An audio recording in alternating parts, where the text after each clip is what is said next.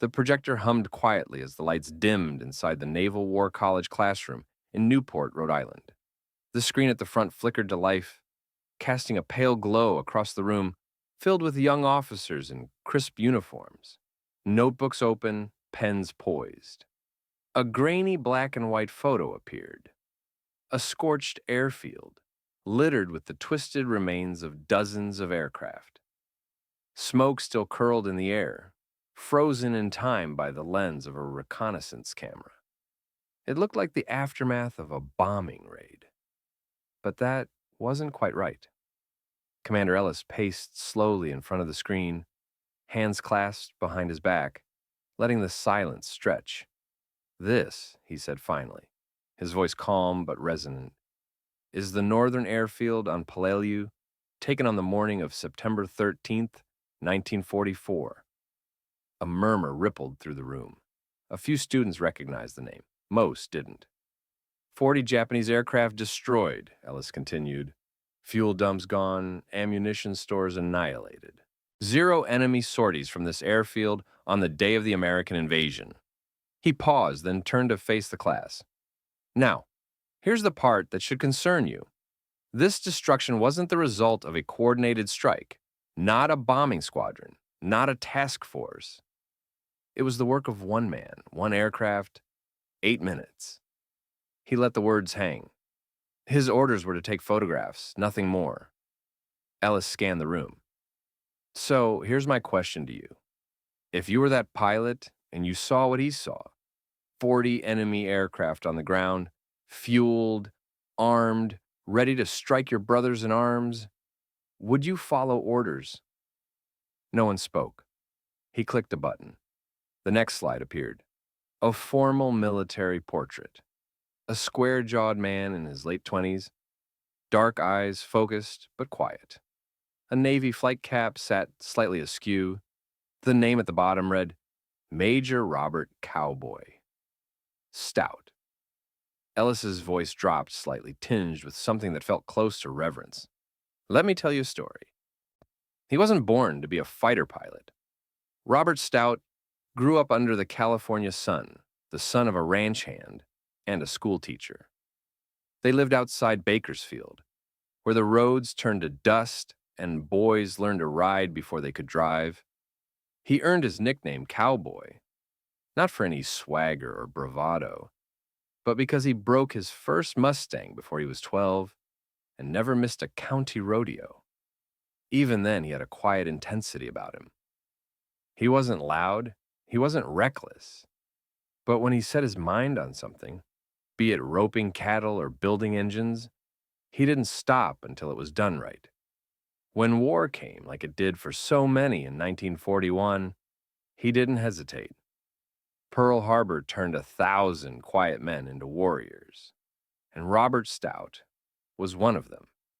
By 1944, he was 28 years old and had flown 63 combat missions across the Pacific.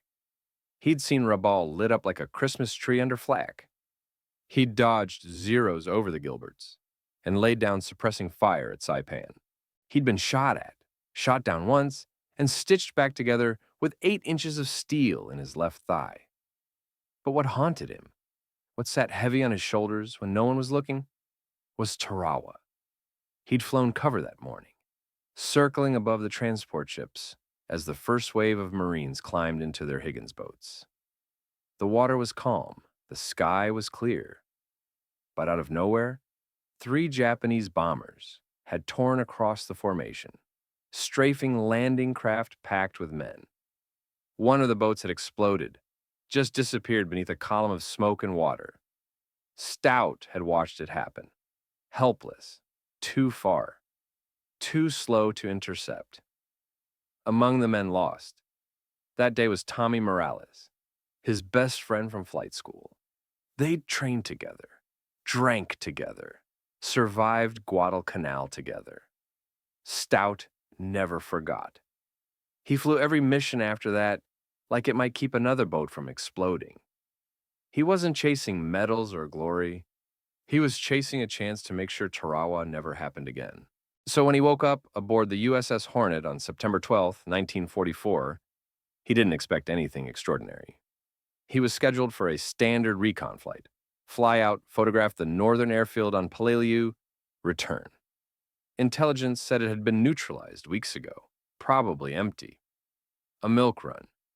He suited up like always, checked his maps, reviewed his altitude bands, climbed into his F-6F Hellcat, ran through pre-flight, and taxied onto the carrier's launch strip as the sun crested the horizon. There were no speeches, no foreshadowing, just another day above the Pacific. But sometimes, the days that start the quietest are the ones that change everything. The ocean stretched out beneath him in a sheet of molten silver, broken only by the occasional ripple of white foam. The Hellcat's engine purred steadily as Stout climbed to 8,000 feet, eyes scanning the horizon. He flew alone, as was standard for photo recon. No wingman, no backup, just his aircraft, a belly-mounted camera, and a set of orders. Photograph the northern airfield on Peleliu and return. Simple. The sun was higher now, brushing the wings of the Hellcat with gold. Below, the jungled mass of Peleliu began to take shape. Dense, green, and utterly still. It didn't look like the kind of island where tens of thousands of men would soon spill ashore under fire. It looked peaceful. Too peaceful. He adjusted his heading, glancing down at the map clipped beside the throttle. The northern airfield was just minutes away. Intelligence had briefed that it was likely damaged beyond function. Recon photos from a week earlier showed empty revetments and bomb craters. The last strike had supposedly left it useless. But recon photos didn't always tell the truth. Stout eased the Hellcat into a wide banking turn as the airfield came into view. He looked through the camera's eyepiece, thumb poised over the trigger switch. Then he froze. There were aircraft on the ground. Not wrecks, not hulks. Intact. Lined up neatly, wingtip to wingtip, glinting in the sun like a row of silver needles. Mitsubishi Zeros, Nakajima bombers. Fuel drums sat stacked in orderly rows between them, and crews swarmed like ants. Refueling, arming, performing last-minute checks. Stout blinked, then leaned in closer. This wasn't a graveyard. It was a launch pad. He pulled back slightly, circling higher to get a wider view. He counted quickly.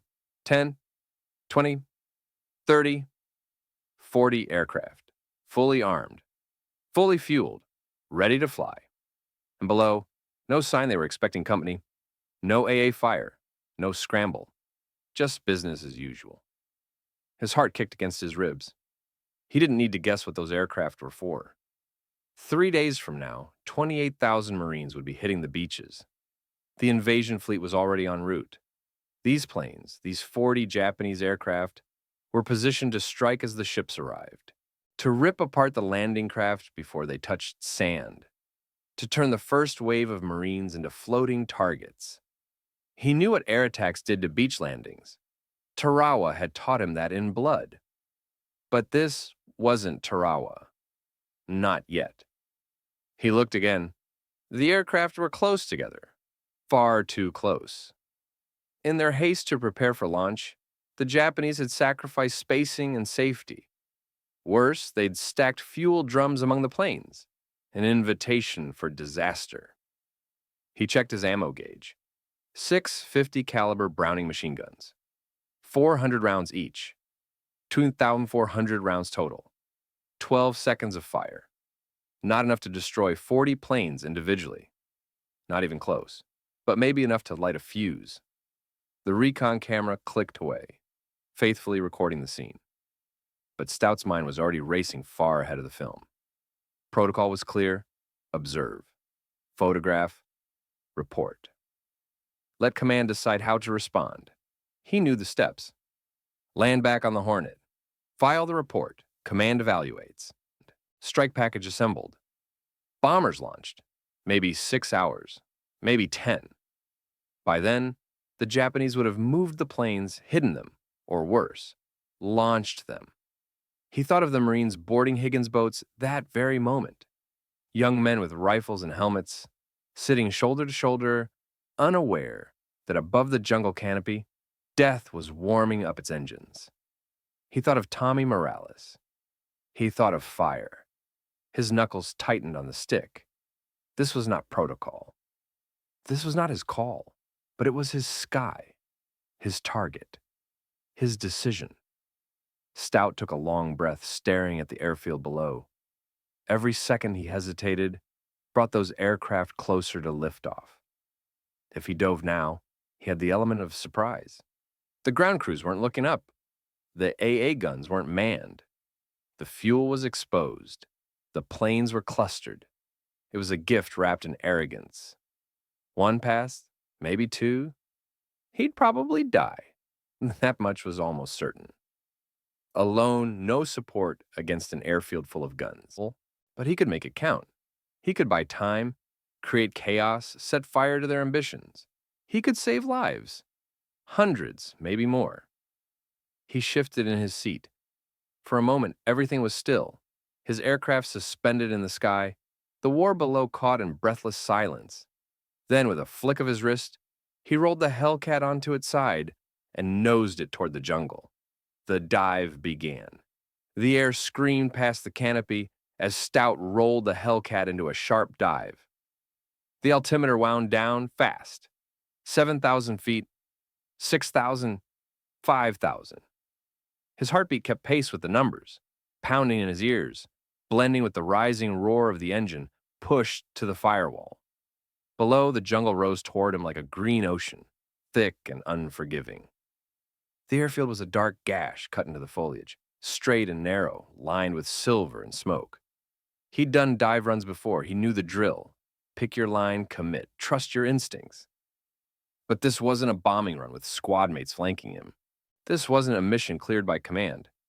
This was a suicide dive into the hornet's nest, and the hornets were just beginning to stir. At 2,000 feet, Stout leveled off. The jungle blurred beneath him. He was flying low, too low for safety, but low enough that ground gunners couldn't track him fast enough. Speed was his only shield. The northern row of aircraft lay ahead, Zeros parked in perfect symmetry, like targets on a rifle range. Between them, stacks of fueled drums gleamed in the morning sun. Everything about the layout screamed haste. The Japanese were preparing for launch, not expecting to defend. Stout lined up his guns. He aimed not for the planes, but for the weak point, the spark that would light the inferno. A line of fuel drums nestled between two Nakajima bombers. He exhaled and pulled the trigger. All 650 caliber Brownings erupted at once. The roar was deafening, even inside the cockpit. Tracer rounds streaked toward the tarmac, ripping through the early morning haze. They stitched across the ground, across the skin of a Zero, through the first set of fuel drums. And then it happened. The explosion wasn't just fire, it was force. A pressure wave slammed into the Hellcat, rocking it midair. A bloom of orange and black erupted behind him as the fuel drums went up in a single, monstrous detonation. Stout pulled up hard, the controls fighting back as turbulence from the blast threatened to toss him. Behind him, fire was spreading like liquid rage. The burning fuel poured across the tarmac, igniting aircraft as it flowed. One Zero caught fire, then the next. The aluminum skin of each plane melted, buckled, exploded. The ground crews panicked. Men ran in every direction, some diving under trucks, others fleeing toward the tree line. A few tried to reach the anti-aircraft guns, but the surprise had been too complete. The fire spread faster than orders. Stout climbed, banking hard right to survey the chaos. The northern row of the airfield was gone. What had been an organized lineup of strike-ready aircraft was now a twisted inferno. Explosions echoed in a chain reaction, each louder than the last.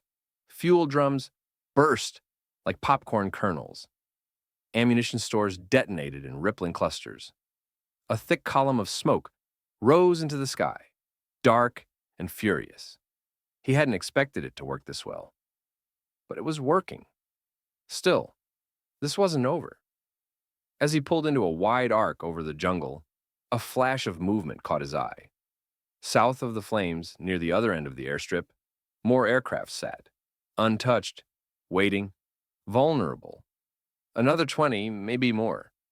He checked his ammo, half gone. 6 seconds of firing time remained. He didn't have enough to destroy the rest. But maybe he could light another match.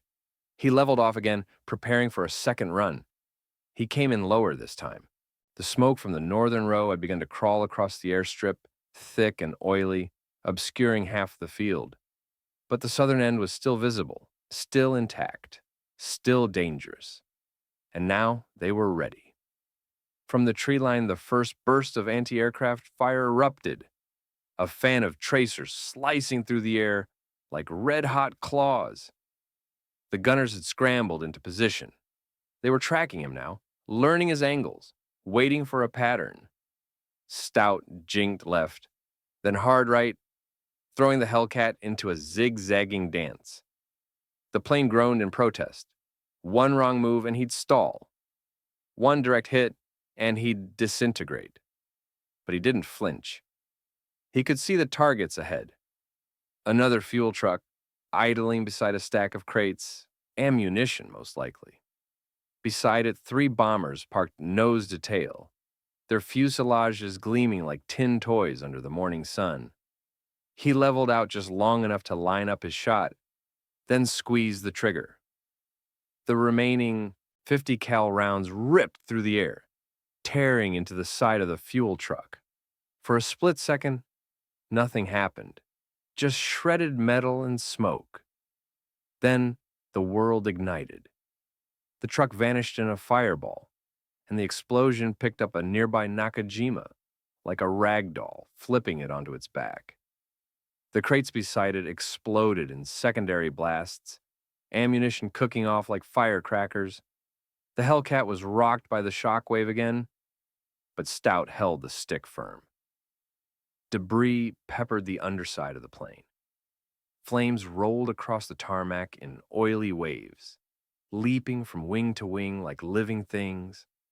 The southern row was ablaze now, just like the north. Black smoke funneled upward into the blue sky, thick enough to choke the sun.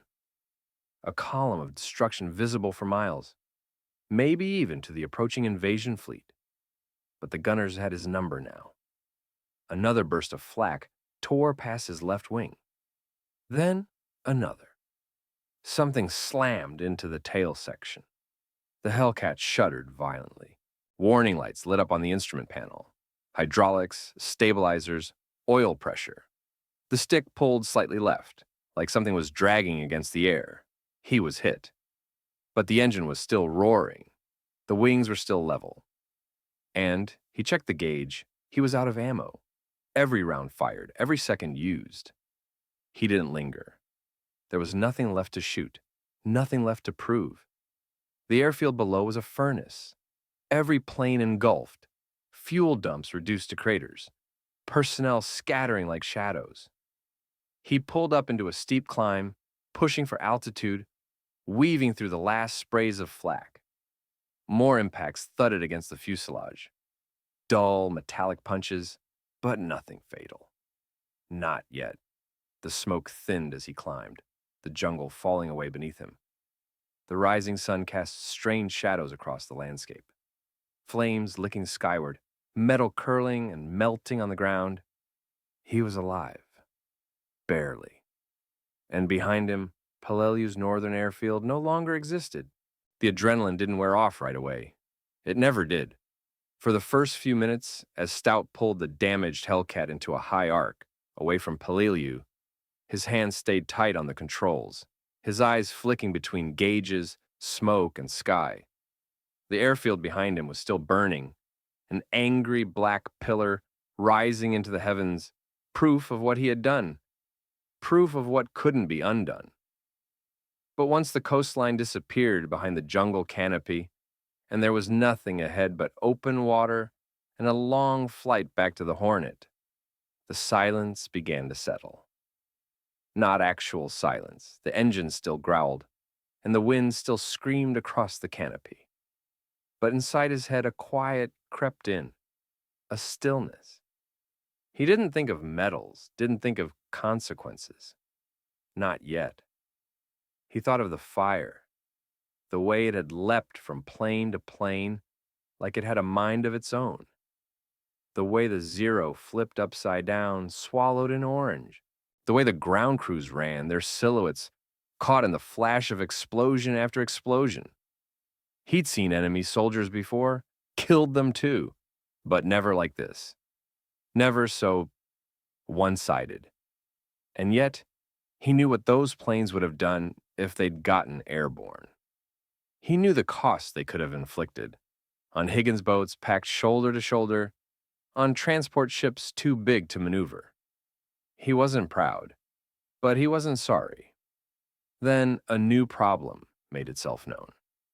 The stick had begun to drift, pulling harder to the left with each passing minute. The engine's pitch fluctuated, subtle at first, but noticeable. He checked the oil pressure, dropping. A thin trail of smoke was streaming from the underside of the fuselage, curling back along the tail. Damage from flak, no doubt. Possibly hydraulic fluid. Possibly worse. He clicked the radio. Hornet, this is Blue 2. Returning from recon. Aircraft is damaged. Requesting priority landing. I may have gear issues. Over. And the reply crackled back a moment later, clipped but calm. Blue 2, Hornet copies. Priority deck is yours. Say status. Stout glanced at his gauges again. Oil pressure's dropping. Hydraulics sluggish. Smoke from rear fuselage. One wheel may be jammed. Over. Roger. Blue 2, come home. We've got you. He didn't answer. Just pushed the throttle forward, coaxing what power he could from the wounded machine. The flight back felt longer than the mission itself. Time stretched. Every vibration in the cockpit felt heavier, every rattle of the airframe more ominous. He couldn't shake the thought that the plane might give out at any moment, that this would be his final glide into the sea. But the horizon finally broke open, and there she was. The USS Hornet, cutting through the Pacific like a floating city. The deck was already cleared, the recovery crew in position. He saw figures standing by, watching, waiting. He took one more breath, then began his descent. As he approached, he tested the landing gear. The right wheel dropped and locked. The left hesitated, then came down partially. The lock light stayed dark. One wheel down, one maybe down. No time to circle. He lined up the approach. Lower, slower. The deck rose to meet him. The tailhook caught the second wire, but the uneven landing gear threw the plane sideways. The left wheel buckled on impact, and the Hellcat skidded hard across the deck, sparks flying as the wingtip dug into the steel. Metal shrieked, the aircraft spun, nose twisting just shy of the island's superstructure before finally lurching to a halt. Smoke hissed from the fuselage. The engine sputtered and died. For a moment, Stout didn't move. Then the canopy popped open and he climbed out, legs stiff, uniform soaked in sweat. Deckhands rushed in, fire extinguishers at the ready. But there was no fire, just the smoldering ruin of a combat aircraft that was never supposed to see combat. And waiting beyond the circle of crewmen were the officers, the air boss, the squadron CO, the intelligence liaison, all wearing expressions that were some combination of confusion, concern, and something darker. The air boss got there first. What the hell happened up there, cowboy? You were supposed to be taking pictures. Stout looked at him. His voice was steady, quiet. I took pictures. And the damage? Stout didn't answer right away. He pulled the flight recorder from his vest, handed it to the intelligence officer, then met his eyes. The northern airfield at Peleliu was fully operational. At least 40 aircraft, fully armed and fueled. They were preparing for launch. The CO stepped forward now, voice tight. You broke radio silence, fired on a target without authorization, engaged solo against standing orders. That's a direct violation of— I destroyed them, Stout said, cutting him off. All of them. Silence. The intel officer blinked. Wait, all? Stout nodded. The whole field's burning. Fuel dumps, bombers, fighters, everything. The air boss stared at him. You mean to tell me you wiped out an entire enemy air wing by yourself? On a recon flight? I didn't have time to do it by the book, Stout said.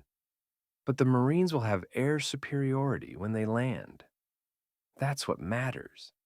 He didn't wait for a reply, just turned and walked away, leaving behind a stunned silence and the smell of scorched metal. The morning came with heat and haze. Out over the Pacific, the sky was cloudless and wide.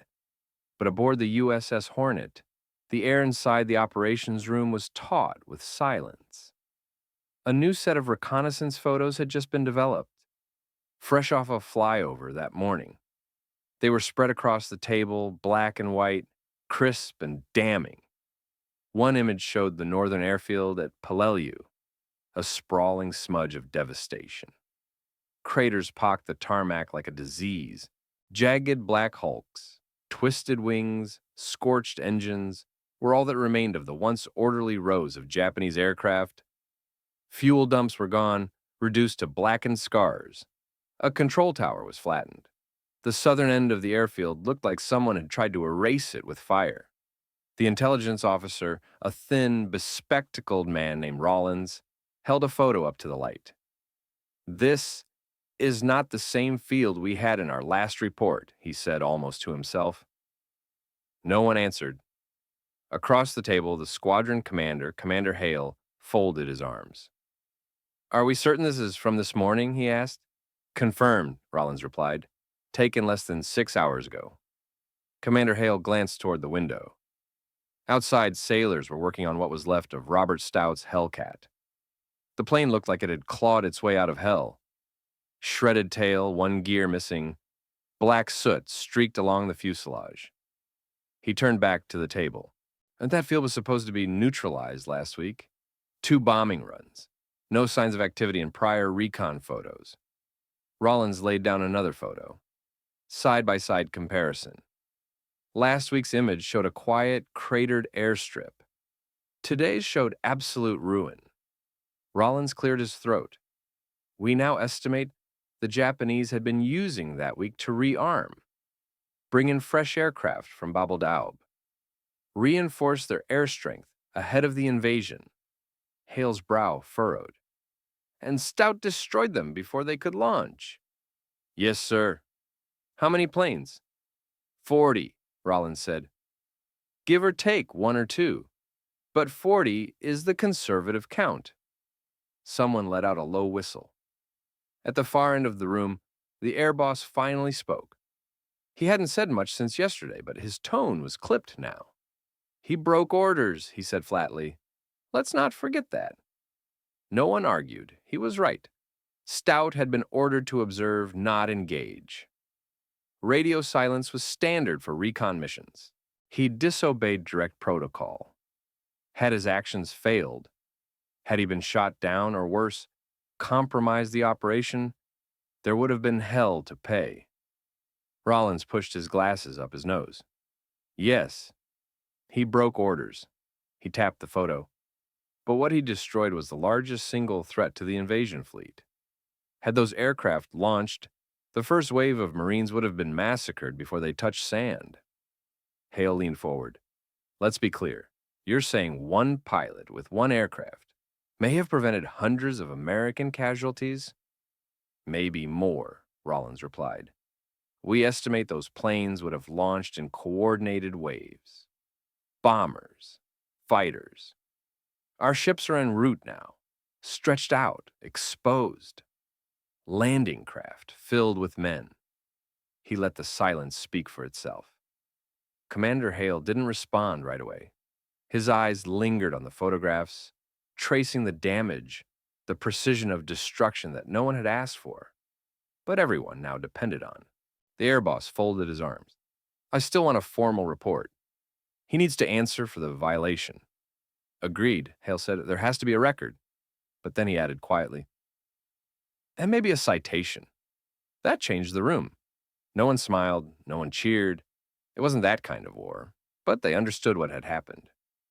Robert Stout had made a decision that no protocol would have authorized, and in doing so, he may have saved the invasion. No one said it aloud, but they all knew. If he'd followed orders, men would have died. That afternoon, they sent a message back to Fleet Command, a copy of the recon photos, an adjusted assessment of Japanese air capabilities at Peleliu, a line noting that the threat had been neutralized. No fanfare, just facts. Robert Stout, for the moment, was neither commended nor condemned. He returned to his bunk with no applause, no punishment, just tired eyes and oil-stained gloves. The battle hadn't begun yet, but thanks to him, it would begin without fire raining from the sky. It didn't come right away. The Navy didn't throw parades for pilots who disobeyed orders, even when they turned out to be right. For weeks, Robert Stout flew missions like nothing had happened. He logged his flight hours, he cleaned his gear, he patched bullet holes in his Hellcat with the same quiet efficiency he always had. There was no ceremony, no speech, no formal apology or congratulations. But the whispers started, the story spread, first between the men in the ready room, then along the decks of the Hornet, then out into the fleet. He did what? 40 planes alone? You mean that guy, Cowboy? Still, Stout said nothing. Eventually, the recon photos made their way up the chain of command. So did the after-action reports from intelligence. And when the Peleliu landings took place, with zero air resistance from the northern field, there were no more questions about whether or not Stout's choice had made a difference. It had. He'd bought the Marines a sky free of zeros. He'd bought them a chance. The Navy Cross was awarded 4 months later. The citation used words like extraordinary heroism, initiative in the face of overwhelming odds, and complete disregard for personal safety. It acknowledged the destruction of at least 40 enemy aircraft and described his actions as instrumental to the success of the Peleliu invasion. But when they pinned the medal to his uniform in a closed ceremony on the Hornet, Stout didn't smile. He thanked the officer quietly, saluted, and walked off the stage without a word. He didn't wear the medal again. When the war ended, Robert Stout did what a lot of men tried to do. He went home and disappeared.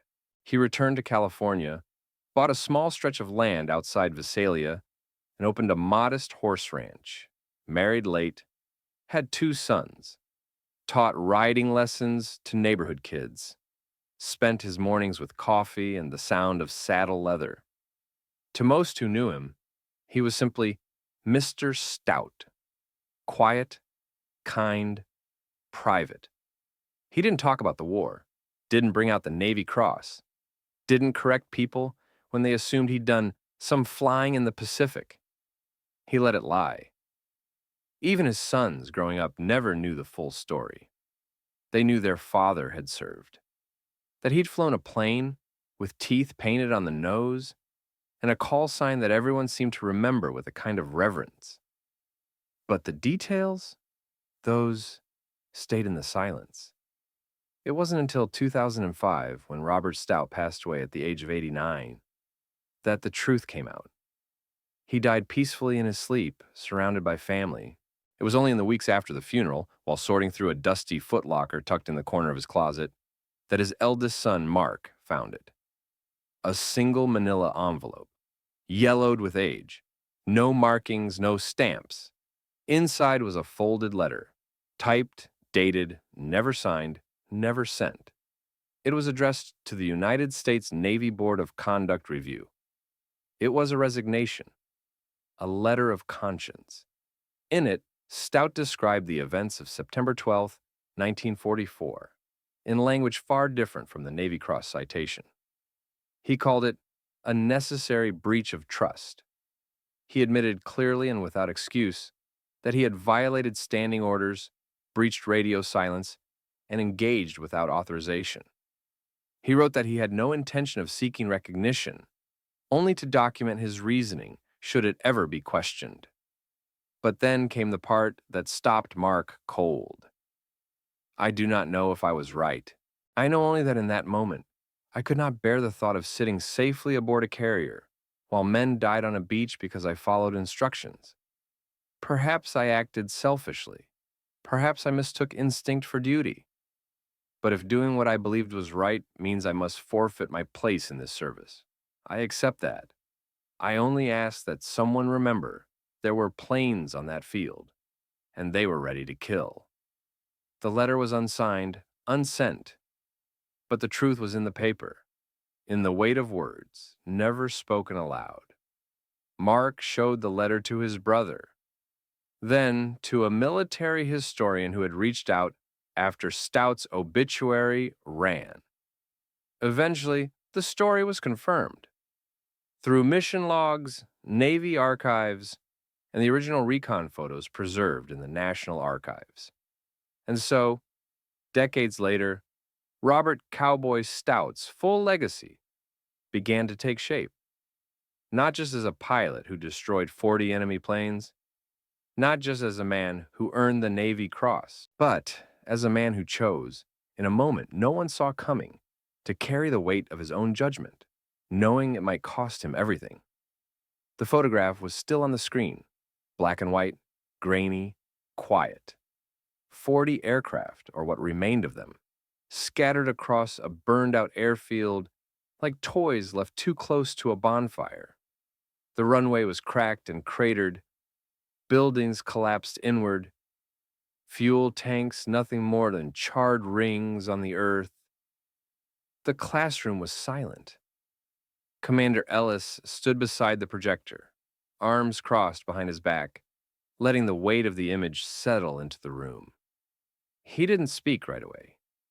He wanted them to sit with it, these future commanders, pilots, intelligence officers, men and women who might one day face their own version of that moment. A decision with no time to debate, no higher authority to consult, just judgment and instinct and the sky. This image, he said finally, is studied in every naval tactical course on pilot autonomy. He clicked the remote.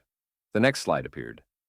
A grainy portrait of Stout in his flight suit, arms folded, eyes shadowed beneath his helmet. Major Robert Stout didn't wait for clearance, didn't radio for permission. He broke orders. He acted on his own. And because he did, the Marines landed at Peleliu without losing a single man to Japanese air power from this field. He let that hang. Now, some will tell you that what he did was reckless, that he got lucky, that another man doing the same thing might have died, failed, made things worse. Ellis nodded slowly. They're not wrong. Another pause. Then his voice softened. But war isn't fought on paper. It's not fought in clean lines and perfect protocols. Sometimes the man in the sky sees what the men at the desk can't. Sometimes the right decision doesn't come with a checkbox. He stepped away from the projector. Stout understood something we still teach to this day, that intent matters more than instruction. That initiative, when rooted in purpose, is not disobedience, it's leadership. He looked around the room. This, he gestured toward the screen, is why we train you to think, to see, to assess. Because you might be alone someday like he was. You might have 8 minutes, no backup, no time. The cadets were quiet. Some scribbled notes, others just stared. And if that moment comes, Ellis said, you'll have to decide. He looked each of them in the eye. Will you follow the order, or will you follow the mission? Silence. Then slowly he clicked off the projector. The room dimmed, the photo gone, but the story still lingering like smoke in the air. As the cadets filed out, some still quiet, others whispering, one stayed behind. A young man, 22 maybe, stood looking at the screen even after it went dark. He didn't ask a question, didn't offer a comment. He just whispered, almost to himself, 8 minutes.